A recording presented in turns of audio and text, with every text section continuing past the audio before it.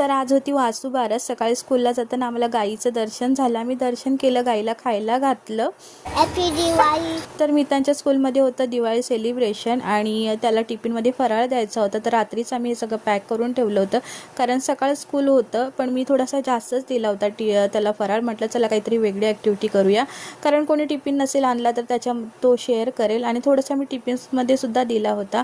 आणि हे 2 मिठाईचे बॉक्स मी मावशींसाठी घेतले होते, कारण त्या मितांची खूप काळजी घेतात, कारण मितां स्कूलमध्ये सगळ्यात लहान आहे आणि त्याचं पहिलंच वर्ष आहे आणि आपल्याला म्हणजे काळजी असते। तर त्या मला नेहमी म्हणतात, मितांच्या मम्मी काळजी करू नका, आम्ही आहोत ना। म्हणजे म्हणून म्हटलं चला त्यांच्यासाठी छोटीशी भेटवस्तू घेऊया। बोलतात ना फुल ना फुलाची पाकळी, तसंच काहीतरी। घरी आल्यावर मितांची मस्ती चालू होती आणि रात्रीच्या जेवणासाठी मी बनवली होती अख्खी मसूर। कोणतंही वाटण न वापरता कांदा, टोमॅटो आणि घरगुती मसाल्यामध्ये 2 शिट्ट्या आणू दिल्या आणि मस्त अशी आपली सुकी मसूरची भाजी झाली होती। चला तर माझ्या चॅनलला सबस्क्राईब करा, लाईक करा आणि शेअर करा।